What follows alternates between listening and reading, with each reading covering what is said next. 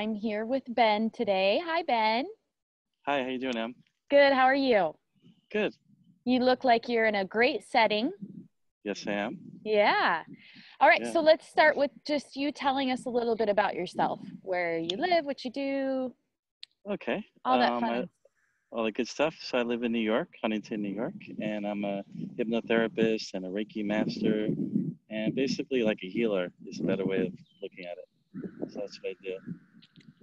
That's awesome. Let's start with just kind of briefly going over your story, where you come from, and what brought you to where you are right now. Well, I was influenced by my uncle, Alan Locust, and he's big into meditation, and I joined one of his, it's called the Sangha group, and so we did weekly meditation in his home. And so I did that for like a year. So that was a long time ago, actually. That was right before or after 9/11. So right during that time frame. So I've been meditating for at least that long. And that was more of silent meditation and that kind of thing. So it wasn't a guided meditation. And so what led me to Dr. Joe work was I'm friendly with Dr. Danielle DeBellic. And we had actually met and done some meditations online, and she introduced me to the breath work, and I believe she's in charge of the brain mapping division for Dr. Joe, and so she actually introduced me to the Dr. Joe piece, and then I went to Cancun too last year, and I'm not sure if I met you there or not, but basically that's where I did the advanced and the progressive I did at Las Vegas right before that. And so the Reiki Master was something that I'd wanted to do for a long time. And I've actually been practicing Reiki level 2 for 20 years, but not professionally, just kind of as a hobby and clearing energy of the room. And then I decided to become a Reiki Master. And a lot of really cool things happened with that. Like I saw my third eye, that was pretty amazing during that experience when I upgraded to Reiki Master during that process. And during the attunement is what it's called. And so after that, I went to that was about 5 years ago. And so then I started using it along with hypnotherapy and for my own, technique that I use. And so the Dr. Joe piece came where I wanted to do the advanced and find out how that would help me with healing because I have like a lot of people do, it seems, I have a condition. We all bear something in life, right? And so with my condition, it's a rare one that forms kidney stones. And I wanted to say it's in my old body back in history. And so that it's a disease that formed kidney stones in my old body and big ones, like 4 centimeters. And so just to kind of put into perspective. So a year ago, I was at the Dr. Joe Cancun too, and he was talking about doing manifesting first, that'll come before the healing. And for me, that was true. I had a few really cool manifestations. One was an owl, and one is the eagle. I'm actually at the place now. We'll have to get to the eagle. It's really amazing. So the owl one was in my backyard. But the night before I saw the owl, I have a chiquilla, a Native American doll, and so I said to my son, what would it take to see an owl in the backyard? And he said, that's never going to happen. And I said, you never know. So I went in my backyard the next day, not to take a picture of the owl. I actually forgot about that. It wasn't quite dark. It was kind of towards the later part of the day. And I was trying to get a picture of another bird and had a good camera. And I was like, darn it, I couldn't get a picture of it. It was very fast flying. And at the corner of my eye, I saw it looked like something white in the trees. And I thought it was a plastic bag. And I was like, what's that doing there? And I aimed the camera and I saw the owl. Wow. And I took a triple take. It was like, an owl? I've never seen that. So that was the first manifestation. And the other one was about the eagle. I thought, what would it take to see one nearby? And I kind of forgot about it. And then it came up about somewhere around May. I was thinking about it again. I saw a video about Vancouver. And I said, wow, that's really expensive to go to Vancouver to see eagles. what would it take to see him locally? And again, this time I was really like thinking in the back of my mind, that's not going to happen. And the next day, I found out they were right 2 minutes away from where I live. And so Wow. I've been photographing them. That's why they're on my Facebook page, and they carry tremendous energy, healing energy also. Yeah. Um, and so to tie in the last piece, it's something where um, I've actually been trying for a while to heal myself and to for the kidney stones. And a year ago, maybe after the progressive, I was able to move a stone, with thought and a strong intention. Mhm. But I still had plenty of stones left that I didn't know about. And then I found out a year ago that I had, um, I'm sorry, 3 months ago that I had a 4 centimeter stone in my right and a 5 centimeter in my left. And that was not too pleasant to learn about. So what happened was I did the meditations like I've been doing like every day. Dr. Joe, the blessing meditations, I've been doing that. To kind of fast forward this a little bit and bring up to speed, um, it was so I had 3 surgeries back to back, one on my right. And after every surgery, I set the intention of already healed and that I would have, and then the good thing is like where I am now, I had the egos to look forward to. And it really worked. Like after the first one, uh, I had a problem with there was like actually urine backing out of my kidney, and I set intention for that, and it went to take photos and it stopped leaking. So that was like the first kind of miracle, because they said the doctors wanted me to go back in and you know to put something else in. We won't mention what, and I didn't want that, so I set a very strong intention and meditation, and then I went to back to where the eagles are, and it stopped leaking, and that was pretty impressive. It was leaking a lot, so that was like the first kind of miracle for me. And the second one was after the second healing. I'm sorry, after the second surgery, to take, which was the first one on my left kidney. So it treated half the stone material. So that was about 2.5 centimeters that the doctors had to get out. So I set intention I'd wake up and I'd be able to take pictures. So sure enough, the next day I went out, took pictures again. And the other kind of miracle was that I was able to leave the hospital really quickly and recover like almost immediately. And Wow. and in the past, I'd been in bed like in the same surgery. That was percutaneous.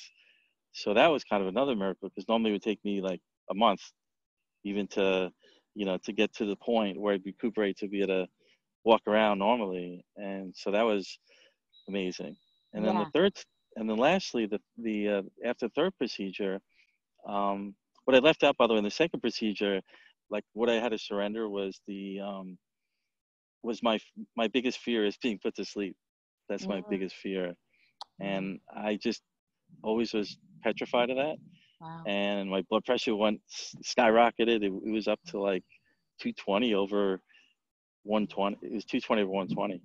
And so after the surgery, after the second surgery, the other miracle is it went to normal.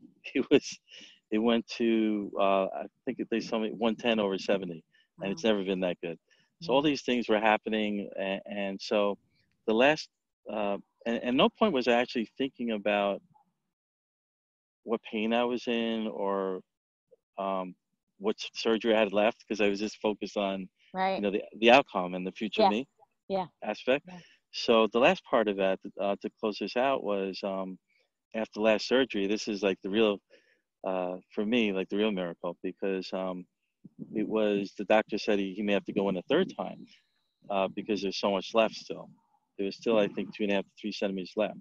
So I sent another intention that I'm going to wake up. I won't need more surgery. It's going to be quick, and that it's going to be, spontaneous and meaning the healing. Hmm. So what happened was this kind of even blew my mother away because so after the surgery, I woke up and I said, well, when do we do the surgery? And she said, you already had it.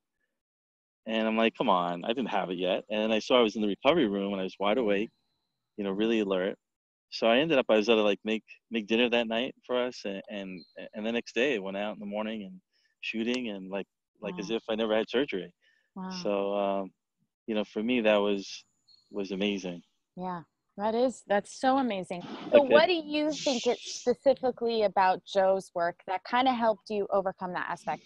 And I say that in the pretense that I don't really know much about Reiki healing. I don't, honestly, really the only thing I know, reference I have to spirituality is what I've learned through Joe and Deepak and Eckhart and, Wayne Dyer and those things. But what is it in Joe's work? Do you think it's because of the science? Do you think it's because of knowing your thoughts create your reality? What do you think it is that his work added on to what you already knew that really obviously made such a huge difference? Excellent question.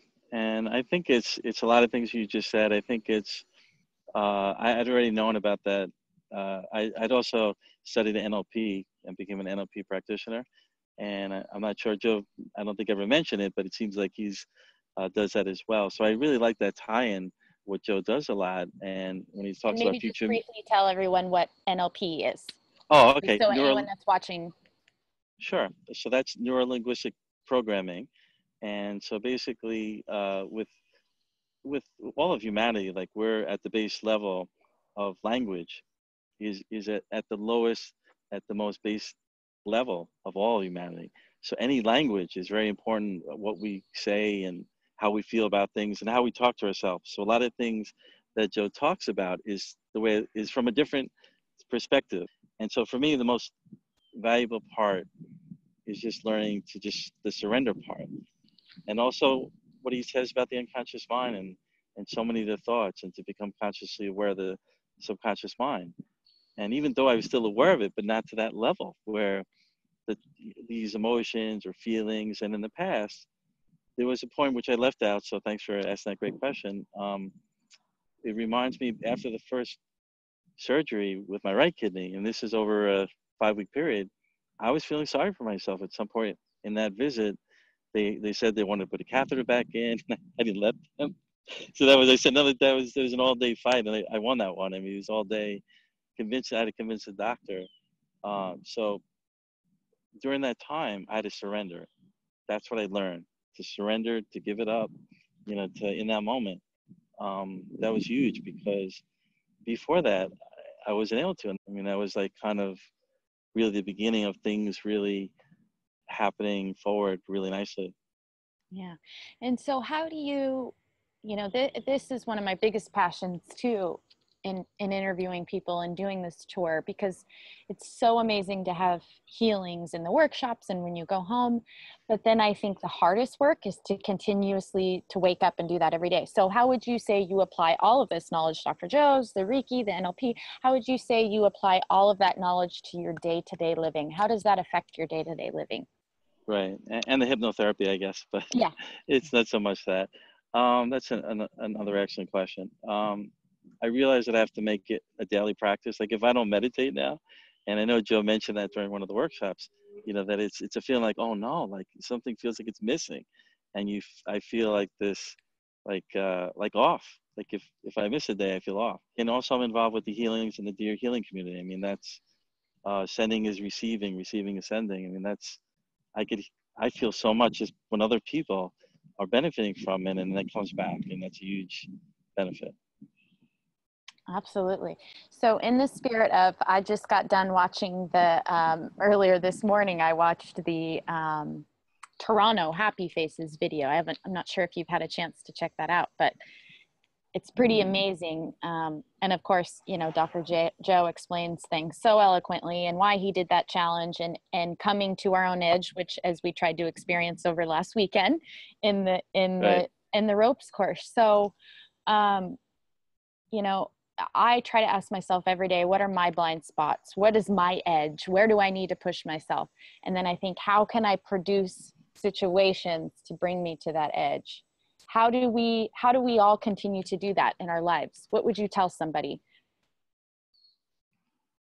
Well, I think one of the things that I'm starting to do now, along those same lines, is it's funny because that was my age too, that obstacle course, because I have a fear of heights. I mean, it's something that I avoided when I been to Cancun. I would never do that, and I wasn't really fearful. So I look at things that my subconscious or unconscious mind are trying to block. or prevent me from doing that I want to do, but there's some sort of fear base. And I'll just say, well, why not? Why not? And that's also, I didn't have a choice with the surgery. I had to do it, but I was avoiding it. I avoided that surgery. So it was kind of the same thing. And I surrendered. I kept surrendering. That why not thing became a surrender. And then it's a relief. And then you feel like, wow, that was nothing. Why did I allow my unconscious mind to, get in my head back then? Absolutely.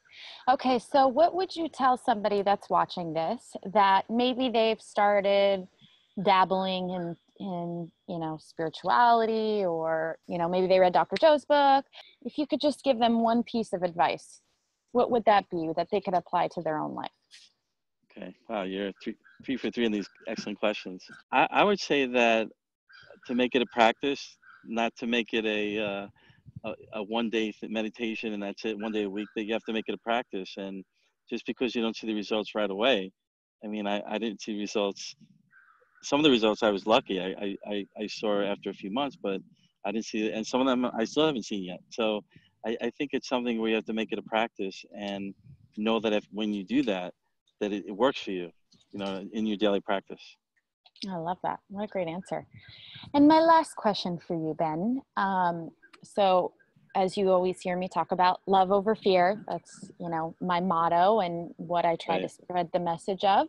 So when you hear love over fear, what does that mean to you in your own life? What kind of is that personal aspect that you take away when you hear love over fear?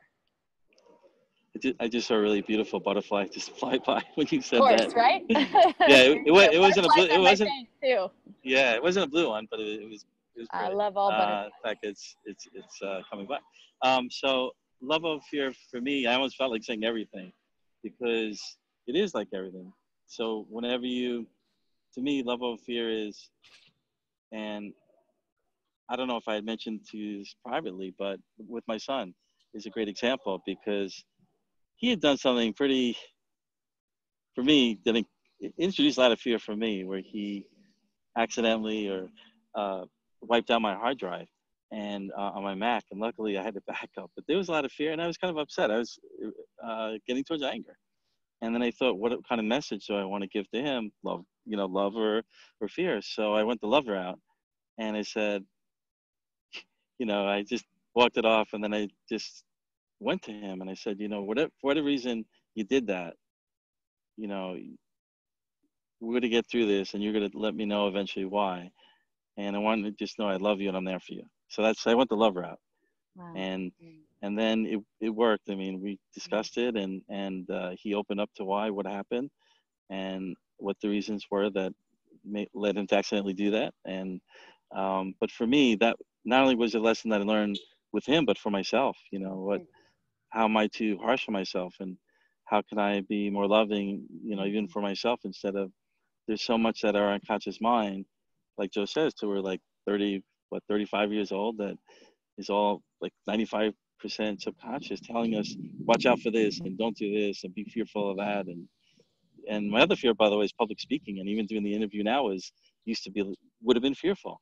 Yeah. This is another one. Yeah, absolutely. And I think, the situation with your son not only represents love over fear, but that also represents going to your edge, because your reaction initially just wants to be anger and yelling and screaming, and that's your body wanting to take over. And that's for some people, that's their edge, definitely. And you went to that and said, wait a minute, is this loving? Is this fear? Or is this love? And I think that's such a great example of that. And what a great example to your son. Yeah, I mean, to show him that. It was and have great. That moment with him, like you said. And to me, that is what it means by thoughts create reality, in a way, is looking inside and, why did I do this? What is it in me that is causing this effect out here? And that's my passion. So that's our passion. Yeah, absolutely. So and there's so much synchronicity that goes with it, that once you start doing the work, Dr. Joe's work, I mean, it's almost like what's gonna happen. I don't want to say but you do kind of know what's gonna happen, and you are creating your own movie in a way. Absolutely. You're going to be surprised anyway, right? Right. Yeah. Yes. All right, Ben. Well, I know you got to be going and I got to be going too. So thank you so much for your time. I know Thank you. lots of people out there can relate. So thank you. Thank you for sharing your spot and the Thank you. butterflies. And we will talk. Yes. Okay, talk to you soon. Thanks, Ben. Thank Bye. you. Okay, bye-bye.